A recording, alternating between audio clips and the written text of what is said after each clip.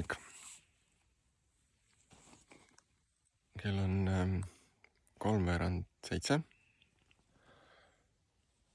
Just tegin klapid lahti. Magasin väga hästi. Läksin õhtul juba varakult pikali.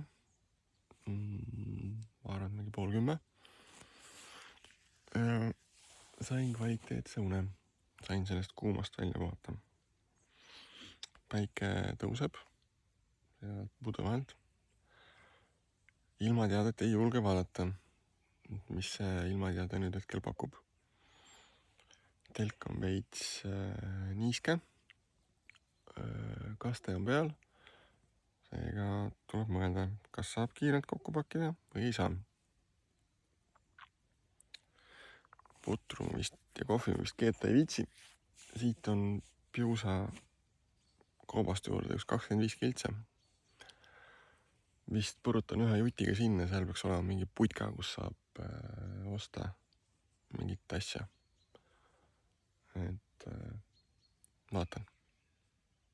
Kell on 7:03. Täna on esimene hommik, kus on nii palav, juba nii vara, et ma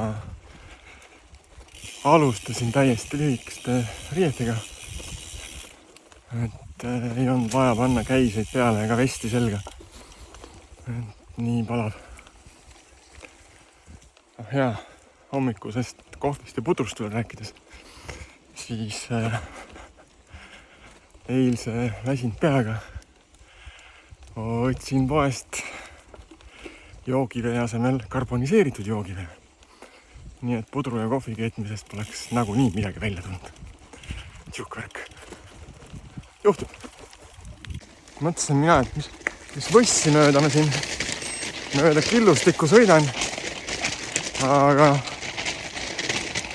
pakun välja, et see on mingi vana raudteetamm, mida mööda siin on tehtud rada. Väga kitsas võss on, aga märg on. See kastemärg võss tegelikult annab natukene leevendust sellele palavusele. Riided saavad märjaks. Päris hea. Ma nüüd loodan, et kui ma ükskord sinna Piusale jõuan, siis seal on mingi putka, mis on lahti. Ma saaks vett osta. Sest vesi on praegu juba suhteliselt kriitilisel tasemel otsas. Nüüd on küll tunne, et mina sellest ratast siia matkale kaasa vedasin ja oleks võinud midagi mugavamat jalga panna. Ma olen juba 2 kilti kõndinud selle suure ja lahtise killustiku sees. Sest sõita ei ole võimalik. Vajub läbi ja lõhub rehvi. Ja kõndida on lihtsalt nii nüristav ratast lükates. Paras vaimutrenn. Ma enne mõtlesin, et kui ma Piusa jõuan, et kas putka on lahti, nüüd ma mõtlen, et kui ma Piusa jõuan, kas putka juba kinni pole pandud.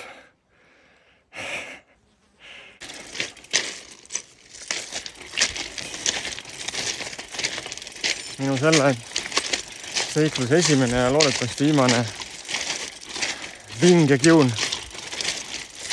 Armas RMK, kes tuli sellele mõttele, et ilgelt äge oleks siukest suurt ja lahtist killustikku panna kõndimiseks ja rattaga sõitmiseks. Siin ei saa sõita, siin ei saa kõndida. Siin ei näe mitte midagi. Ümberringi on võsa. Piusa ja Koidula kandis on ime ilusad metsad. Ja kindlasti on mingid metsa- ja kruusateed, mida mööda oleks saanud ju raja teha. Aga ei. See on 4 kilomeetrit võssi ja kivi ja killustikku. Milleks? Saatjaks parmud ja enda higihais ja rebaste kusehais. ma ei tea, palju seda siin on veel. 4 kilomeetrit olen ära kõndinud. Panin esimest korda ka külje maha. Räme liivane laskumine. Tulin küll enam-vähem normaalse hooga, aga tõmbas siia kraavi sisse. Jalga ei saanud nii kiiresti kätte kohe. Panin siia valli külje maha. Õnneks ise terve. Loodetavasti ratas ka kohe selgub. Vähemalt saab sõita nüüd. Seegi hea. Piusa õnneks oli putka/food truck oli lahti. Sain kohvi, sain osta 3 mudelit vett. Võtsin friikat ka, aga väga palju neid süüa ei jõudnud. Aga midagi sain kõhtu. Aga mis on põnev on see, et äiksepilved on juba üleval, üristab. Et vaatame siis, mis möll siin lahti läheb sõidu ajal. Olen siin Piusa jõe või Piusa Ürgoru matkaradade juures. Siin on RMK Härma lõhkekoht, seal minu taga.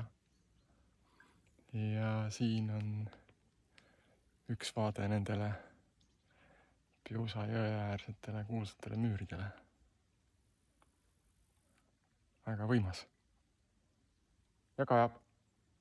Kajab.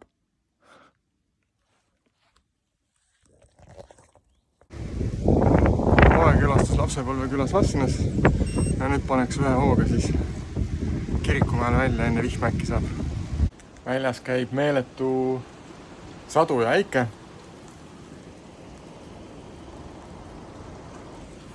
Aga mina olen varjul Vasseliina lähedal Kirikumäe kämpingus, sest täna on siin Manni suguvõsa kokkutulek. Et läks väga hästi. Pääsesin vihma käes sõitmisest. Loodetavasti läheb sama hästi edasi ka. Pole küll veel päris õhtu, aga ma arvan, et tänase päeva võib ka kokku ära tõmmata.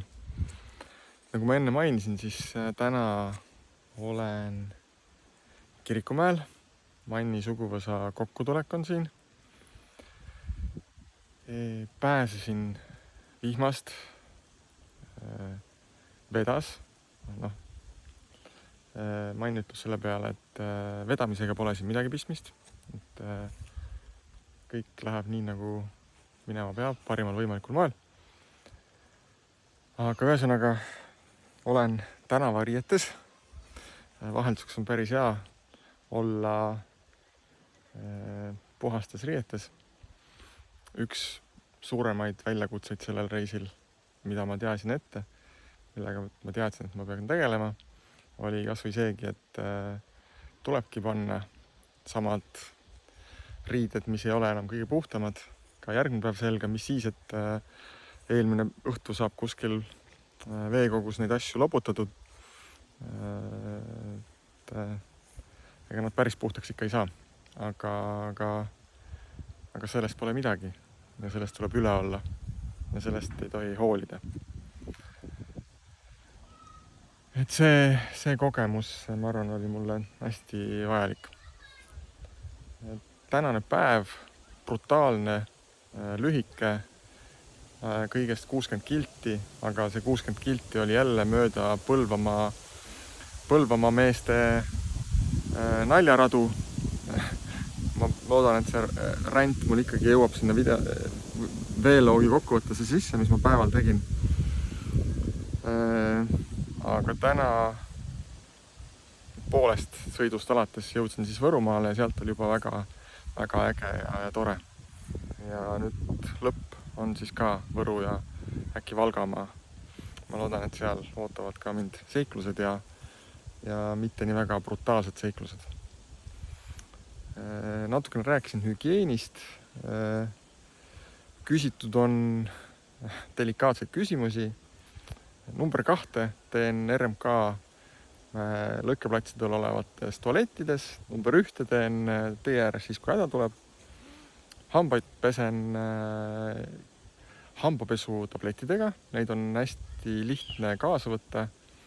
Sellised pisikesed kapslid, närid suus puruks ja märja hambaharjaga lihtsalt hõõrud ja siis võid vabalt selle asjaga ikka alla neelata.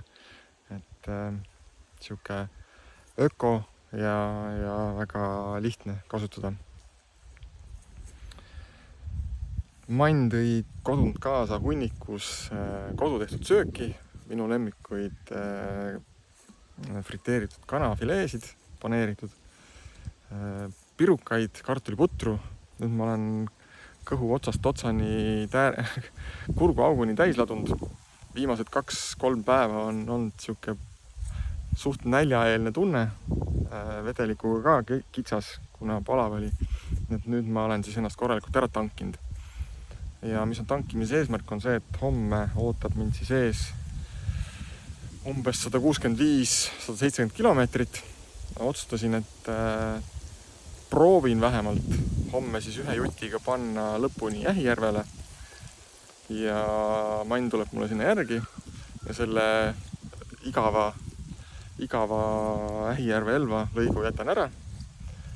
Aga igal juhul plaan B on ka jätkuvalt jõus, et kõik mu varustus on minuga kaasas, et kui ma ikkagi ei jõua või tulevad mingid takistused, siis eks ma siis ikkagi veel telgin ja läheb käiku see esialgne plaan B. Nii et kuulmiseni ja sealt tuleb Mann. Aga näeme homme.